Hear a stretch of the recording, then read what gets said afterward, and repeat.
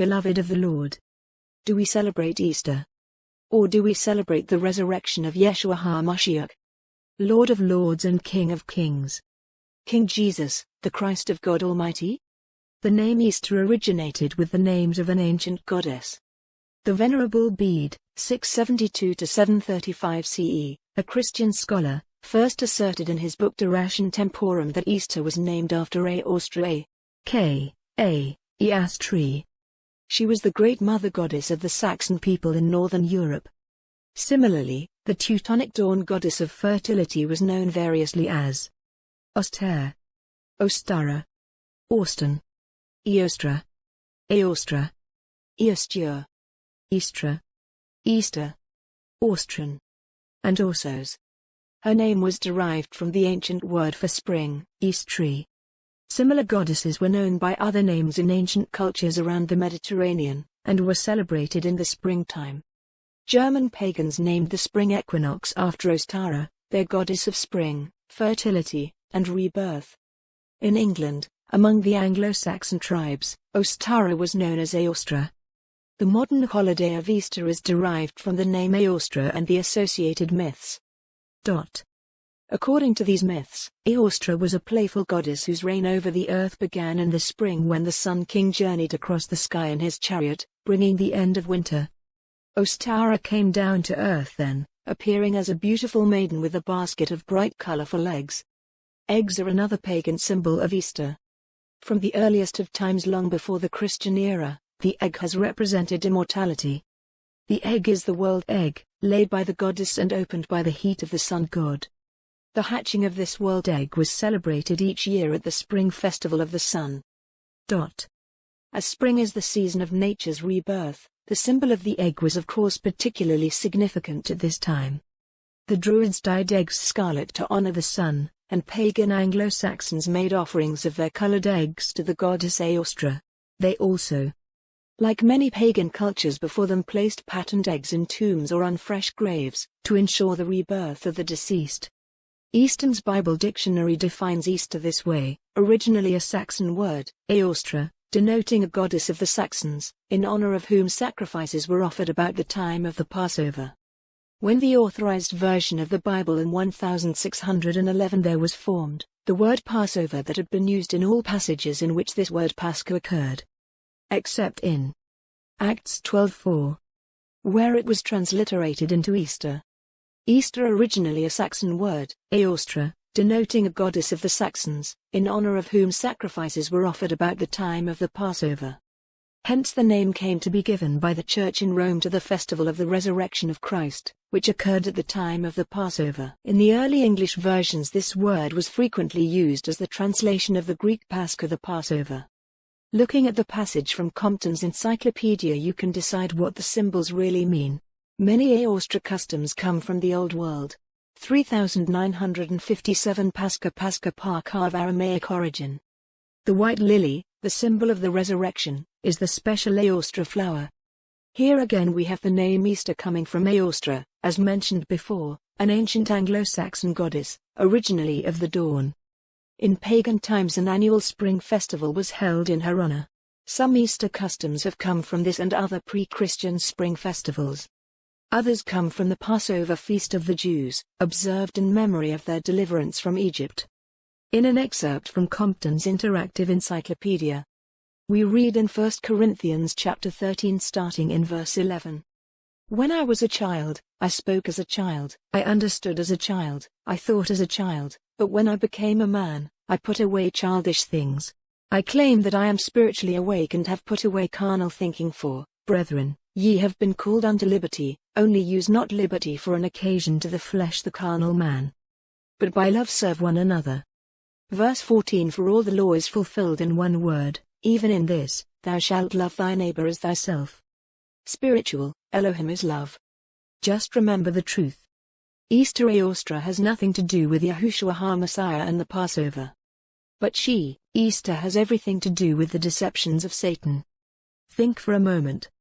If you are practicing the customs of pagans in honor of the resurrection of Jesus, who are you actually honoring?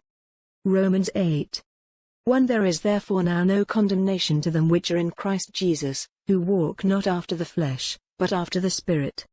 2. For the law of the Spirit of life in Christ Jesus hath made me free from the law of sin and death. 3. For what the law could not do, in that it was weak through the flesh, God sending his own Son in the likeness of sinful flesh, and for sin, condemned sin in the flesh. 4. That the righteousness of the law might be fulfilled in us, who walk not after the flesh, but after the Spirit. 5. For they that are after the flesh do mind the things of the flesh, but they that are after the Spirit the things of the Spirit. 6. For to be carnally minded is death, but to be spiritually minded is life and peace. 7. Because the carnal mind is enmity against God, for it is not subject to the law of God, neither indeed can be. 8. So then they that are in the flesh cannot please God. There is a great difference between having been given the truth and then rejecting it, and in never having heard it. Father knows who has heard and rejected the truth, and who has never came to understanding, because they were never taught the truth. He is a loving Father. We can trust in his love. So fear not, and continue to seek him. He loves his children. As it has been said before, this statement is apropos. There is no greater blindness than that of one who can see, yet is not willing to look. But if serving the Lord seems undesirable to you, then choose for yourselves this day whom you will serve, whether the gods your ancestors served beyond the Euphrates and the ocean between, or the gods of the Amorites, in America whose land you are living. But as for my household and I, we will serve the Lord. The resurrection of Yeshua HaMashiach is not the same thing as Easter. Period. My most beloved friends of Facebook, if anyone here needs to unfriend me, then so be it. But seeing it once is more than enough. As you may or may not know, I have been giving these warnings for more than a decade now.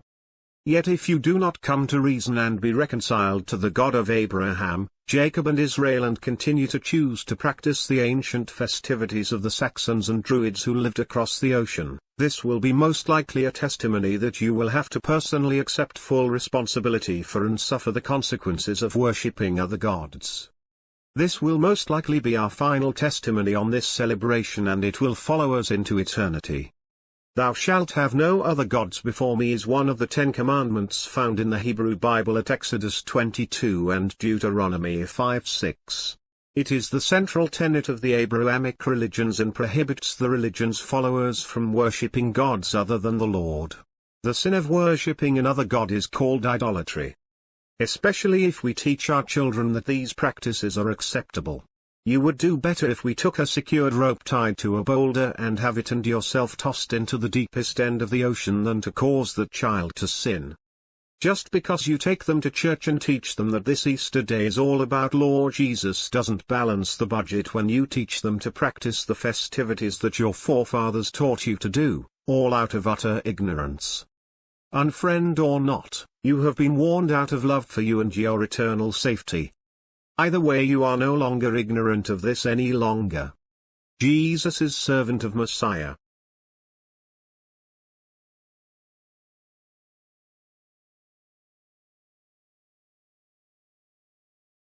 Eggs has exploded, and the price has plummeted. Before, people may only have given 1 egg, but now kids end up with half a dozen. Today, it may seem we're more separated from the rhyme and rhythm of the seasons.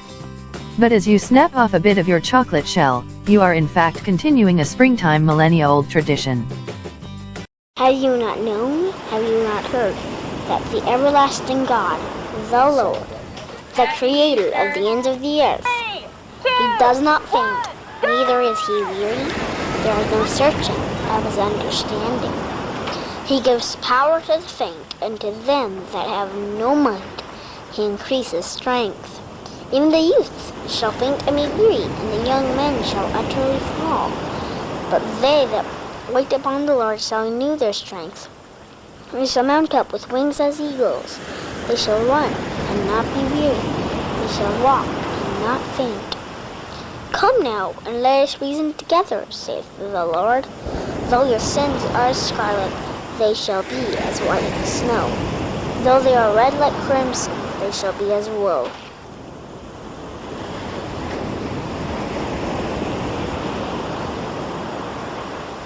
Hell is a real place. And see, you've got to remember that those whose names were not written in the Lamb's Book of Life are going to end up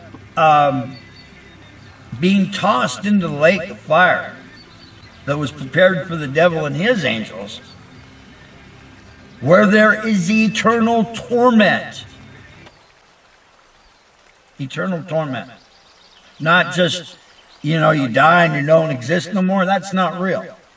Each and every one of us, our soul and our spirit, are eternal. And we get a new body when we do die. All of us got a new body.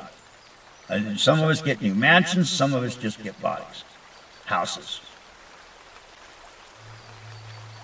You get a house, you're going to go into the lake. You got a mansion, you're already standing on the right hand of the throne, and the things you did are stamped and covered in the blood of the Lamb of God. That's why you're dressed in white robes. That's why you're standing before the throne on the right hand. And those people that are on the left, that was their eternal destiny for following the lusts of their flesh and the choices of their mind, that they leaned onto their own understanding. That's their choices. They chose not to believe in God. They chose not to believe that Jesus Christ is the Son of God and that God raised him from the dead. They chose these things. They're going to have to live with it forever. Just like we chose to have Jesus as our Lord and Savior, knowing that he died for us and was raised from the dead and is seated at the right hand of the throne of God right now. And if we die in him now, or we continue to live in him, it is the Lord in us that keeps us going. My name is Jerry Lee Stencil Jr. This has been a really informative time, I hope. If you have any questions or what have you, I am me. You know where I'm at in Facebook. I love each and every one of you. Jesus Christ is Lord, and Jesus Christ has come in the flesh. My name is Jerry Lee Stencil Jr., and I definitely approve of this message.